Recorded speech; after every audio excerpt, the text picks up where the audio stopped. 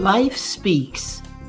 It speaks through struggles and success, through music and messages, the preconceived and the unexpected.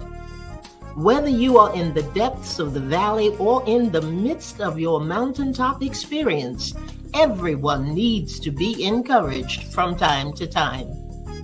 You've tuned in to ALH Broadcasting, and this is Andrea L. Hines, your host for When Life Speaks. I'm glad you accepted the invitation to connect with us as we share stories of strength, testimonies of triumph, observations, and information meant to touch the heart and uplift the soul. There's something in this broadcast just for you, and if it's a blessing to your life, it just may be for someone else as well. So tag, share, invite someone, then turn down the volume of life and get ready to receive, so that when life speaks, you speak life.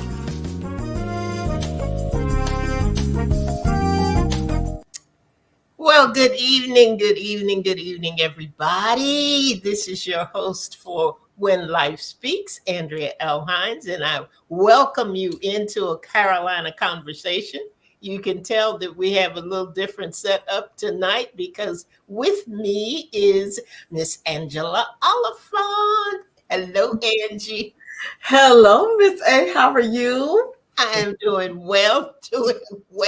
We're having a good time already, everybody. Yes. So I hope that you will come in, that you will join us, and that you will make some comments, and that you will just take part. Take part. This is not just for us, as you know, but it is for all of you out there as well. As you know, when we do Carolina Conversations, we start on Thursday nights with When Life Speaks, and we end up on Friday night with Angie and her Whole and Beautiful Nation. Whole and Beautiful. It'll be at the same time at 7 p.m. And we just keep the conversation going. Sometimes, you know, when you get started and you talk about something and it gets good to you, Yes. you're not ready to quit. You are not ready to stop. And that is where we have been on some of the things we're going to talk about tonight. But I do want to say two things before we get started. One, this month is Autism Awareness Month. And I don't know about, Angie, do you have anybody in your family that has autism that's on the spectrum at all? You do? Mm-hmm. I do as well. And I think there are more people that do than we realize. So this is the month to bring awareness to that. And we just send out lots of blessings and lots of love to the parents and the children, the individuals who are dealing with autism. Take the time to find out a little bit more about it, because it's not always what you think, and it doesn't always look the way that you think it is going to look.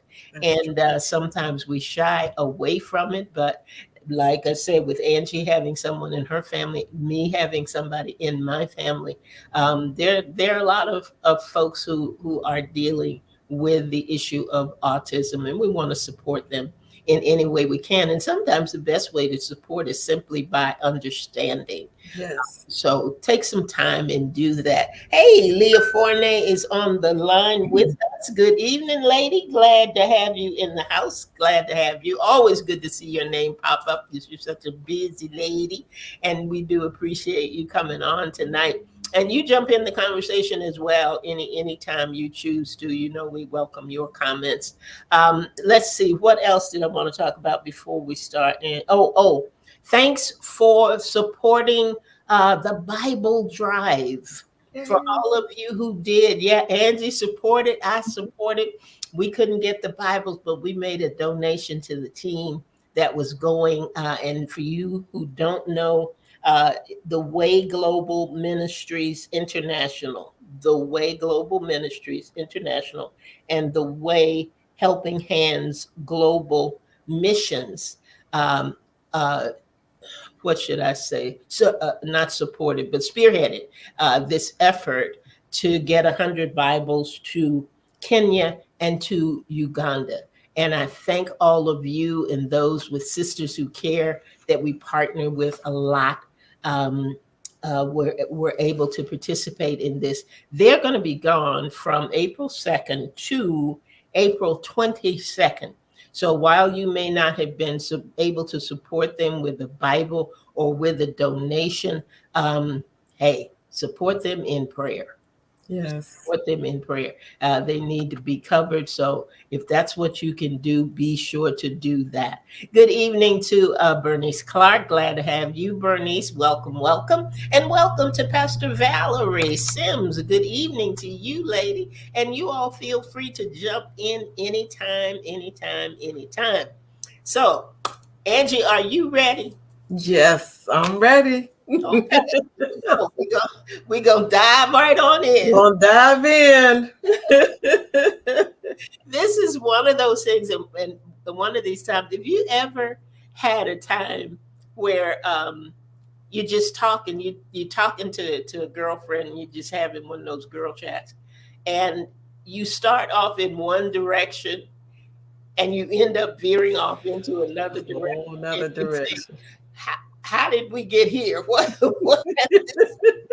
this was where we originally started. Right. And this is kind of that way. But we had lots of people join in. Uh, Angie has a faithful following that she calls her whole and beautiful nation. And I have a faithful followers in the village.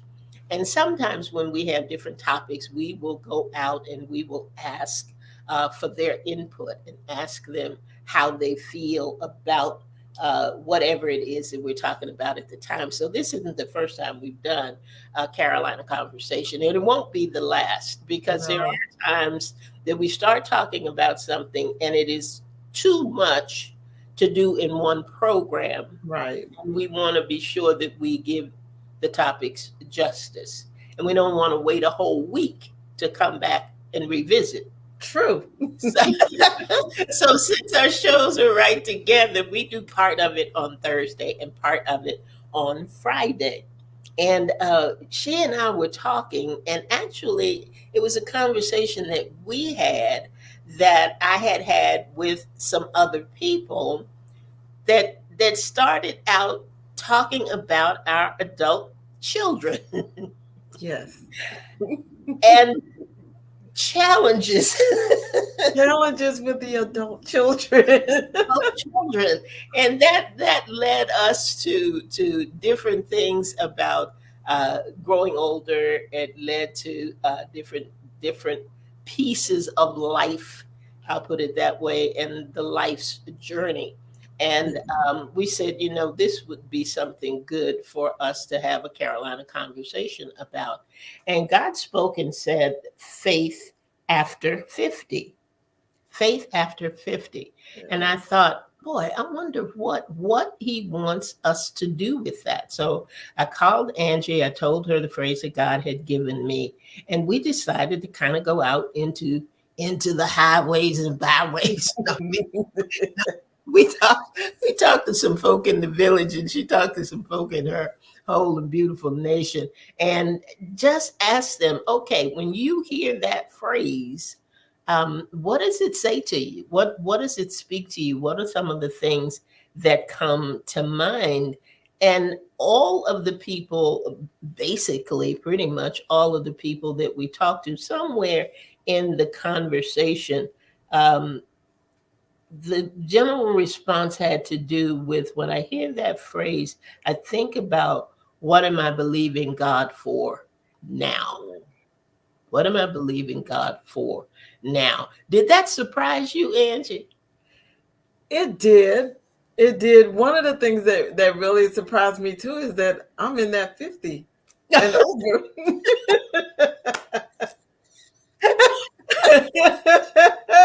I was like, I don't think about it a lot. Uh-huh. And then when we started talking, I was like, I'm in that category. Because I'm usually in a group of people where I am the youngest. And it's always been that way.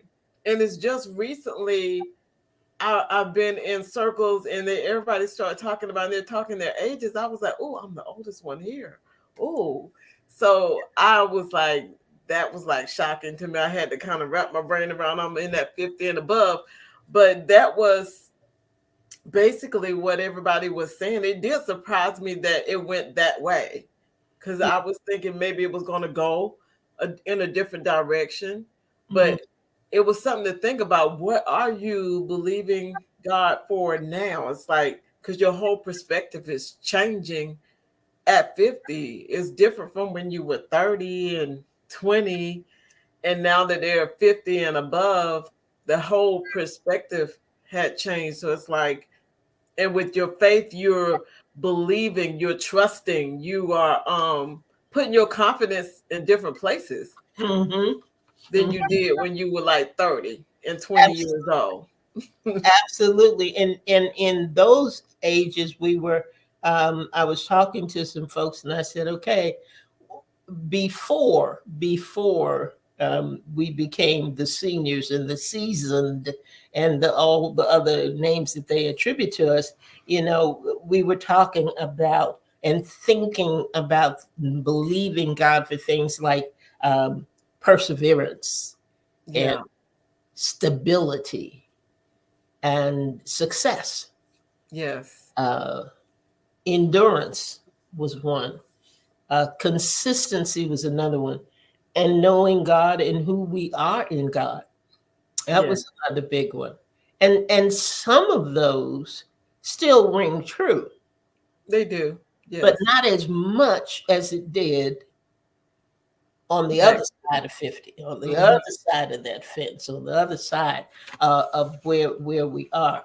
Um, and if any of you who are on the line right now, if you want to make a comment on what comes to your mind when you hear uh, faith after 50, be sure to go ahead and put it in the comment section so we can deal with it from that perspective as well.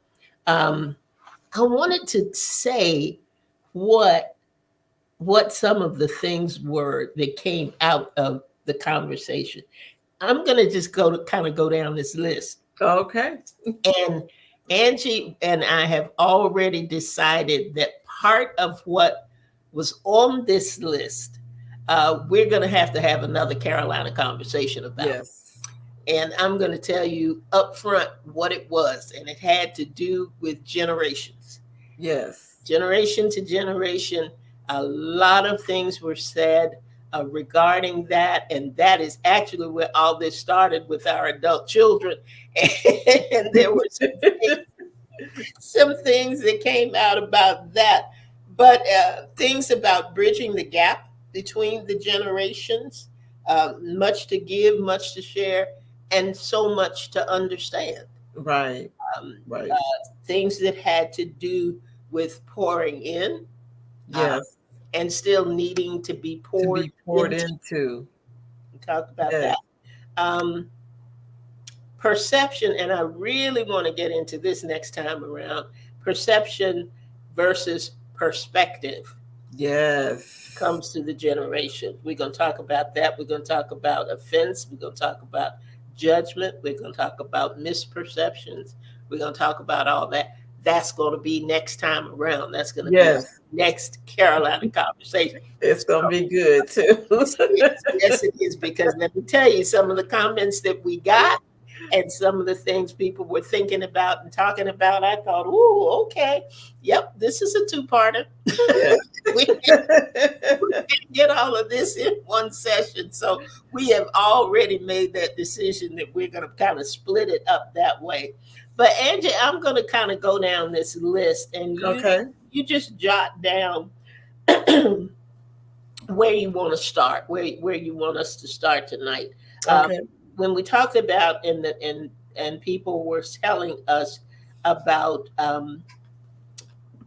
what are you believing God for now, and the Right. difference of that, different times and different needs.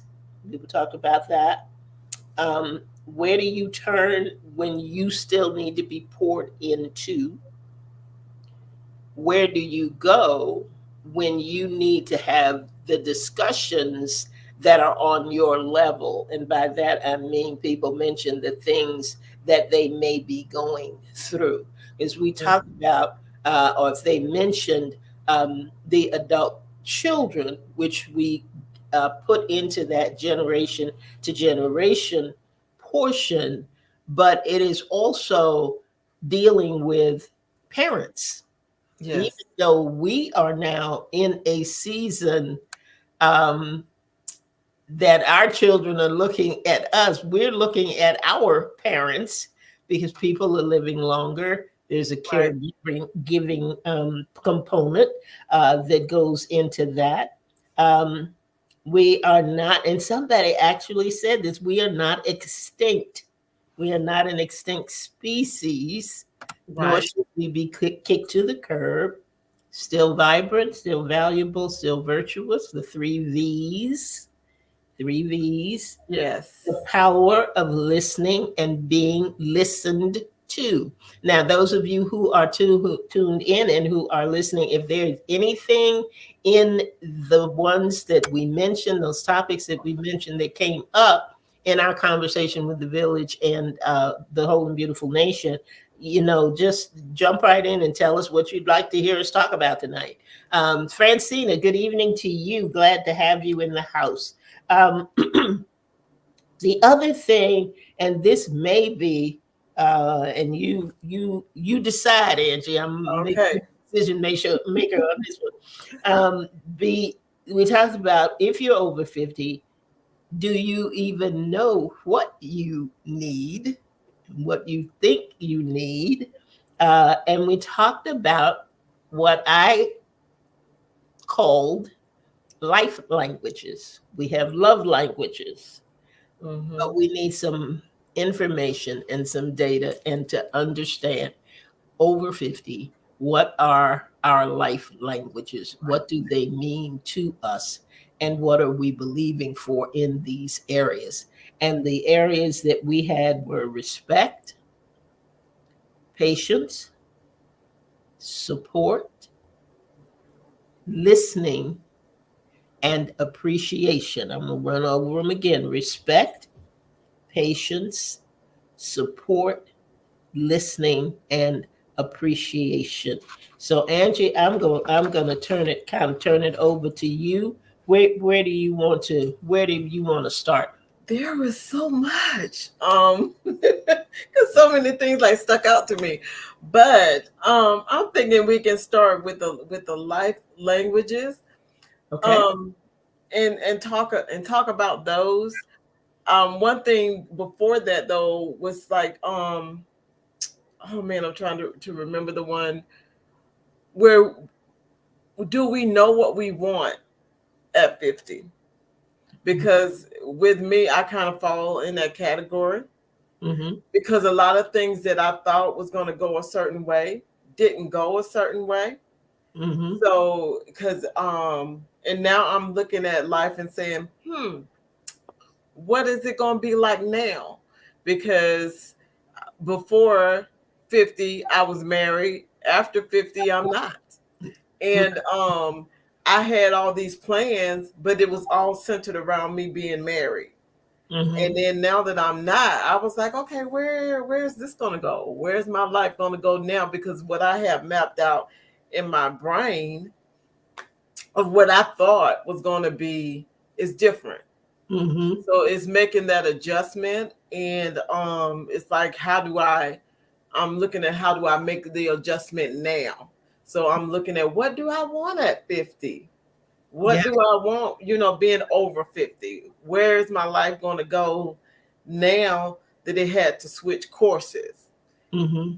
But those life languages, and I was telling you yesterday, that sounds like another book. But with the with the life languages, I think that we should talk about those because, like, starting with the respect. I heard somebody say this, it's been like a long time ago. It was on a television program, but they were it was dealing with the generations of the younger generation and the older. Mm-hmm. And the older guy, he said, you know what? I don't mind being corrected by the younger children or the younger people, he said it's just the way some of them do it. Mm-hmm. And I was like, yeah, Mm-hmm. because having that respect and being able to speak to someone, not like someone has said, like they're extinct or they're thrown away, Mm-hmm. but to have that respect for them when you're talking to them, even if you have to bring or talking to us, even if you have to bring a correction, or even if you have to say something that you don't know how to say, if you say it with the respect in it, it goes a whole lot further than just saying it as you don't matter or that you're dumb or you're stupid because you're older. Right, right. It's a dismissive kind of feeling that you Yes. are left with. Uh, Yes. and mine always, I always find mine in in the learning aspect sometimes, and in the and when I am particularly at a doctor's office or Mm. anywhere where information is required, and or questions are asked, and I've had this mentioned from the younger generation, you know, and my friend's daughter called me and she said, I take mom to the doctor, I had to take her to the hospital, and they're asking me all of these questions, and I'm like, she's sitting right here. You know, Yeah. why aren't you talking to her? Why aren't you directing your questions to her? You know, she's capable of answering. She can answer everything. She knows more than I do about what her situation is. But it's like they don't even see you there. Right.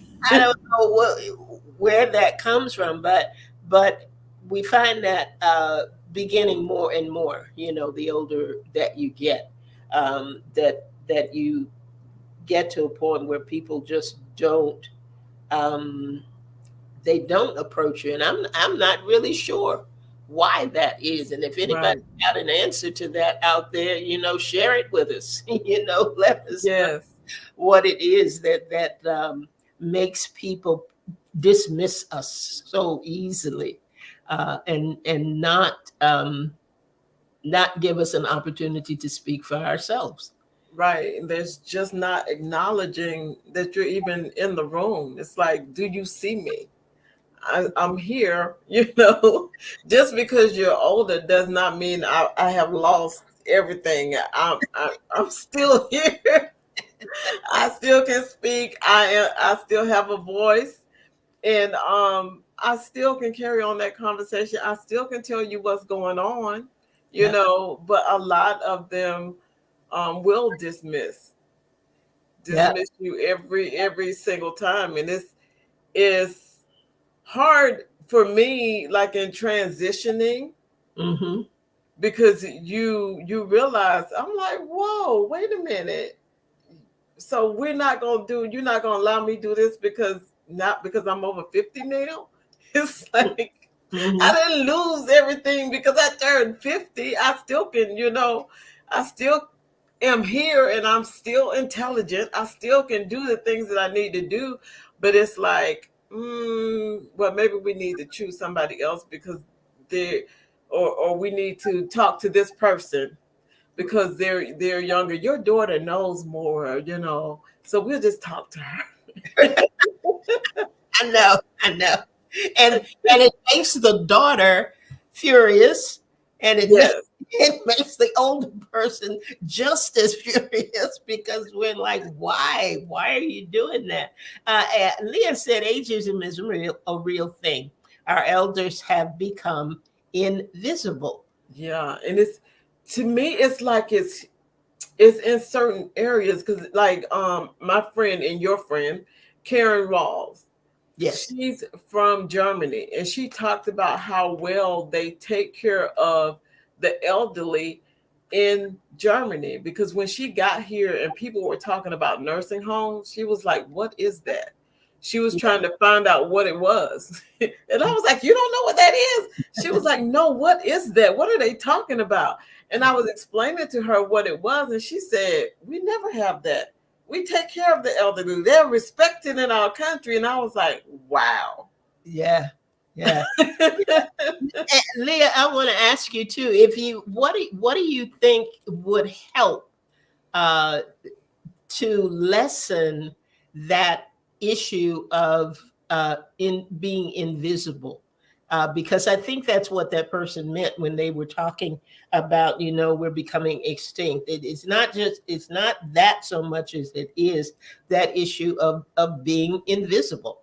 uh, Right. we talk about it. We talk about the value of the our older generation, but yet we don't really seem to act on it the way that we would or should.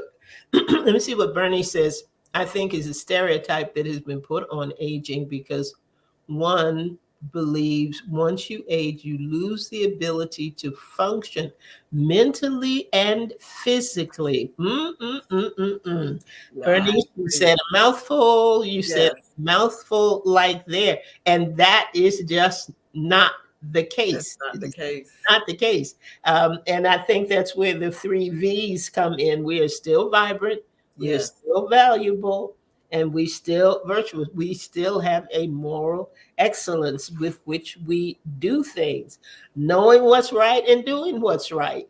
right. And that's something that we bring to the table.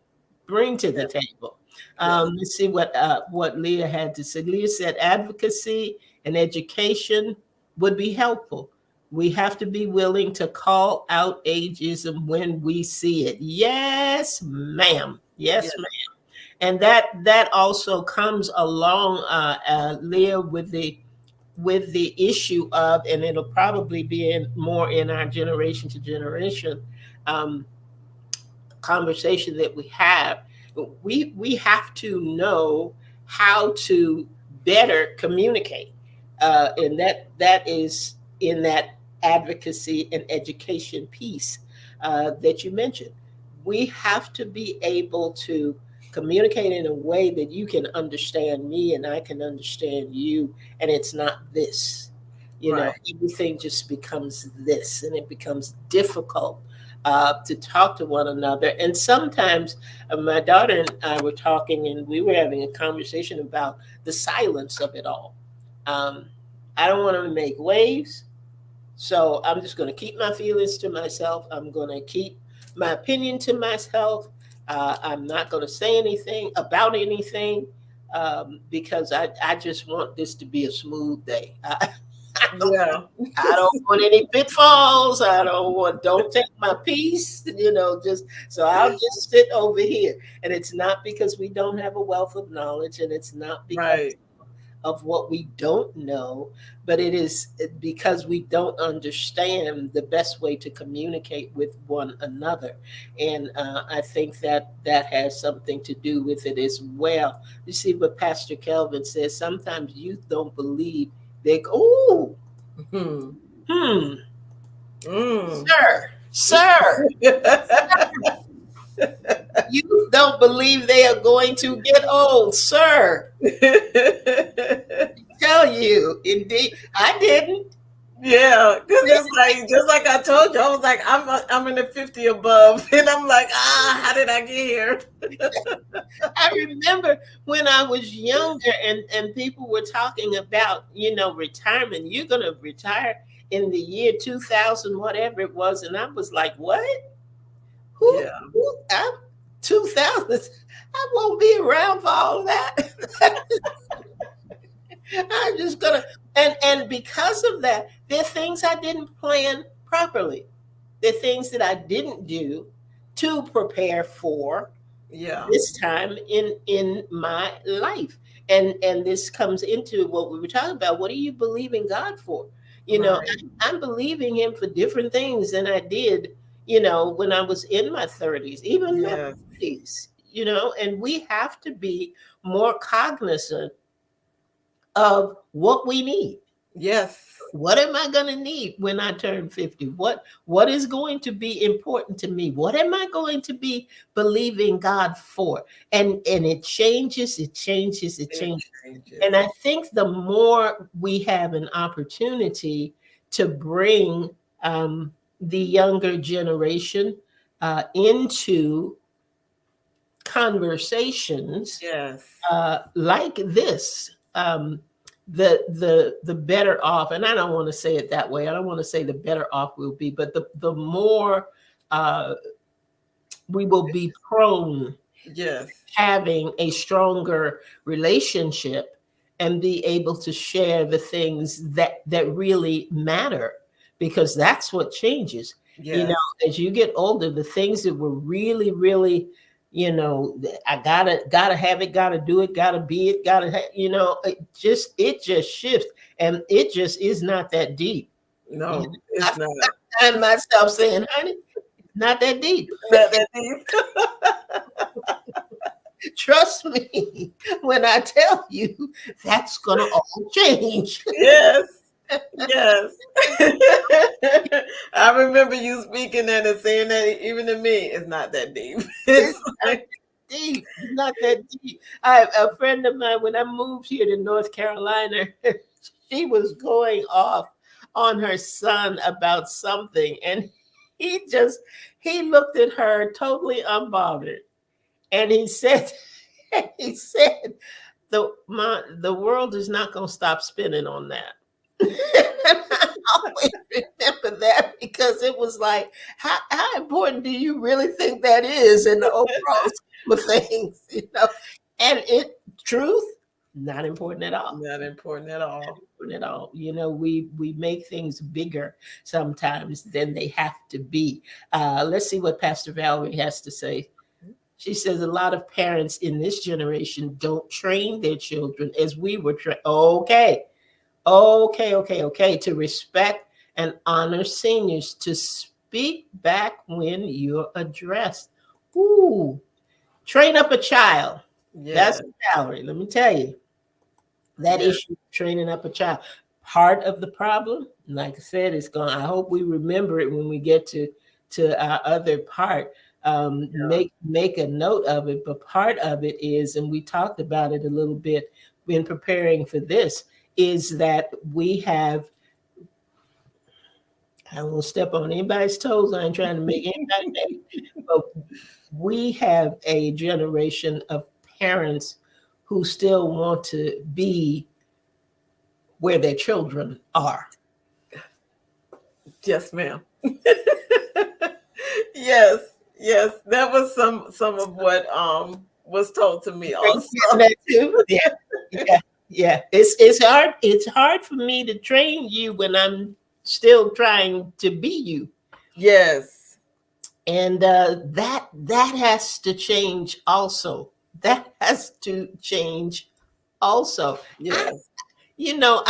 I feel that, and Leah mentioned it also. I think we need to do something about ageism in terms of this advocacy and education, because some of it isn't hard. We're just not doing anything about it. Right. Nothing's being done about it. It's not hard at all. Even like you were saying on platforms like these, bring it in and have a conversation Yeah. with some younger people just to get that education in there for those who are listening stuff, because we need it. A lot of times that communication piece is so big because we're not understanding or they're not understanding. So like you were saying, it comes up to that clash all the time because they think is judgment or whatever, but it's not.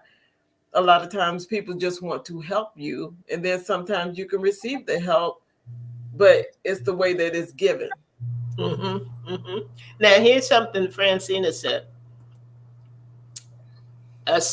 Seasoned seniors take too long to answer questions asked, and the assumption is either we don't understand or know what is being asked, or we take too long to answer. Hmm. Hmm. Okay, there's something to think about, and again, that comes into the communication piece. Right. of it all in understanding how to communicate and what needs to change. And Francina, I would like to explore that a little more to better understand what is being asked of us that we may not be answering in a timely manner. So we can change. We can't shift it if we don't really know what it We don't is. know So it. Right. yeah, yeah, help us with that. And Pastor Valerie said also the issue of parents trying to be the friend to the child, Yes. or to the young person. I'll put it that way. Trying Uh, to be friends and not parents. And I remember somebody saying a long time ago, "I don't really care if you don't like me right now." you know, it's very, I want you to love me, I want you to respect me, and I want to do the same with you. But Right. both of us don't need to be in the club. Right. Right. We, That we don't both of it's us. like that just don't mix well. It's like you going in or we sitting down and we having drinks and we at the club together. No. It's like no. That doesn't fall under the train up a child category. Let's see. Oh, Francina was talking about when children take us to our doctor's appointments, and she was talking about being slow to answer the questions. Yeah, Oh, yeah. now I take my mom because I'm looking at it and I'm thinking about it. I take my mom sometimes to her doctor's appointments, but I would when I go in there, I would sit like off in the corner, and I'll be like, and they be, and I was like, she got the answers and stuff. She can do if she looks at me for me to say something. I Hmm. know the look, and then I'll speak up. But Hmm. if she doesn't, I just sit back there. And they was like, "Well, who is she?" And I was like, "I'm her daughter. I brought her in here. I just came for support." But Hmm. she got this because I try not to like overstep because I don't want my mom to feel like invisible. I and don't want her to feel not invisible. like you're taking over. And that was the other thing. When I am in a learning mode, and it comes into that second love language, life language of patience, of Yes, patience. If you are teaching me something, I don't want you to do it for me, but right, you're going to have to be patient enough to allow me to do it on my own. right. Walk me through it. Walk me through it. Let me make notes if I need to make notes. But what I don't want is to ask you a question or ask you to show me something, explain something, and get Oh, that that will tear me out of my frame. Just I was like, just don't tell me. I'll do it on my own. I'll figure it out. Do not do that. no, just don't. Or particularly, and Pastor Sims is entering into it now. He said we also have a technical generation that spend all their time on their phones and other technology, and therefore they have no social skills. Social skills, Angie, write it down, because when we get into this piece about from generation to Yes, generation, we're going to talk about that. You're absolutely right, Pastor Sims. And sometimes when we try to catch up, I don't know whether this has happened to anybody. And I appreciate, I need help. I'm willing to try to learn. I'm willing to yes, try to learn.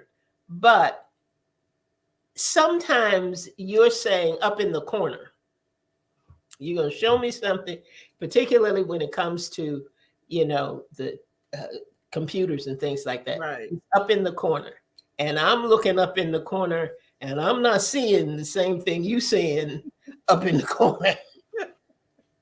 Now, if I tell you too many times that's not what's up in my corner, you through with me. You gonna either take my mouse and do it yourself. Oh, It's not going to give me time to find what's up in the corner yes. looking for. Because I had that with I do that with my mom too. And I was like, and then I see my kids do it with me. Sometimes they'll be like, what, mom, just, and they'll just take it so that they can do it. And but with my mom, I was like, she gets upset. So I was like, okay, well, how can I do this? So I would walk her through a certain thing, and then I erase it all out, and I'd be like, here, mom, you do it. And then it's like walking her back through it again so she can see me do it, and she sees what I'm doing. Then I give it to her, and I'd be like, okay, now you do it. Mm-hmm. And it turns out better that way because she would get frustrated Yep. real And quick. Arnitha Johnson said the same thing that we're talking about right now. And she was saying, no patience, no patience. Kelvin's laughing at us. Arnitha said, no patience for teaching us, no patience for teaching us. And yep, that is true. And there is a way to do it. And some people are better at it than others. Now, the Yes. best thing that happened, and I don't know how to do it, but the best thing that happened is the shared screen. Because when I have some people teaching me techie stuff, they do a shared screen so that we are both seeing The the same same thing. thing. And it helps me to learn because now I'm looking at exactly what you're looking at, and you can walk me through it, talk me through it, and help me with that. But the issue of patience, that issue of patience will shut down, will shut down a generational conversation, or that after 50 thing, because of how you make me feel, Feel. because of how you make me feel. Yes. Let me see what it is that Leah's got here. Because we live in a fast paced society, there's an assumption that our elders are too old to catch up, when really they just need patience Yes. and someone's willingness to To walk them walk them through the through it. task. True, Yes. true, true, true. That's all we need. Just take a little time. Take a little time with a sister. I can get it, but I'm not gonna get it as quick as you got it. I guarantee you that. I guarantee you that. We believe it or not, we are running out of time. We are. It was like, okay, conversation getting good. Can we hit on one more, Angie? Let's hit Yes. on one more real quick. So we talked about respect, we talked about patience, and the next one was support. Yeah. Support, listening, and appreciation. Hmm. Hmm.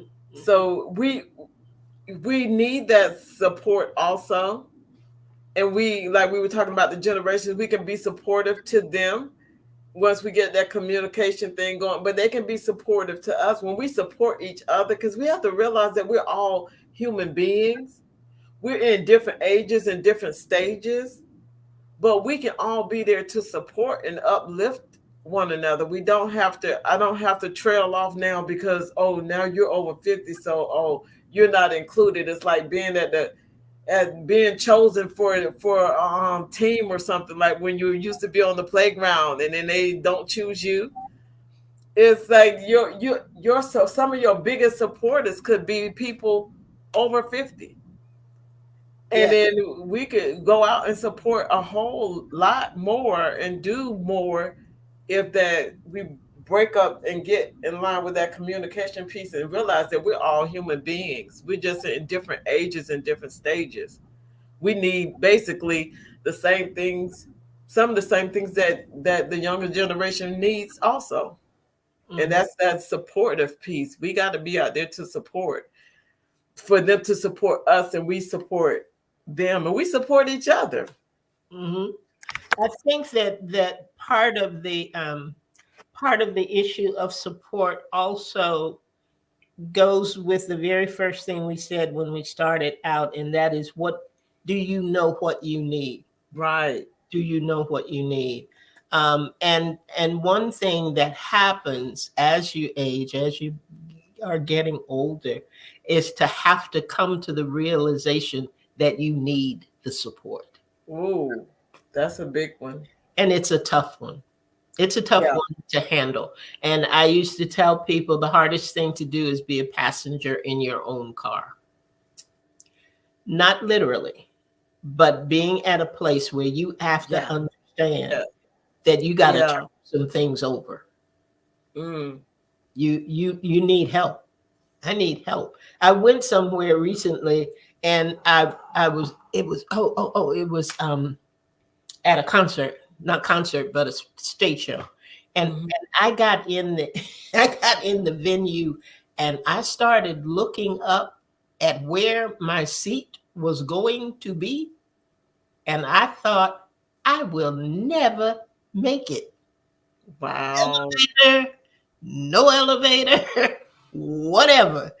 By the time I made it to where my seat was going to be, the show would have been over. Oh, wow. It would have been over. And somebody said to me, thank God there was someone there that I knew that worked the theater that said, let me uh, get you to this particular person on this particular floor and ask them if they have any handicap seats available. Now, here's the choice. I can be offended because you said that I was handicapped. Right. I could be offended because you think that I cannot make it up those steps. Well, guess what? I could not make it Not up. making up the steps. I needed some help. But I didn't know and I didn't realize, because when I hear handicap, I'm thinking a wheelchair. Right. That's the first thing Right. that's going through my head. But it's about a mobility issue. I have a mobility issue. I can't get around as much as I used to, or as well as I used to. Yeah. I need that support. I Yes. need that help. I Yes. need to be able to say to somebody, you know what? Those stairs, not Mm. work for me. I'm going to have to get a ticket, a seat, or whatever that is on a ground level that is near a space where I can go to a restroom easily and not disturb everybody. I need the support in those areas. Didn't need Right. it before, but I need it now. And you need to help me with that. Help me not feel ashamed about that. Help me to Mm. not feel bad about me. Support me in the fact that that's a new decision that I've got to make. It's something Yes. I have to do. That is something different that I've got to take care of. Yes. Woo, Yes. I tell you what, Ooh, that. this, Yeah. I don't know about you. I hope you all are having as much fun as we are tonight.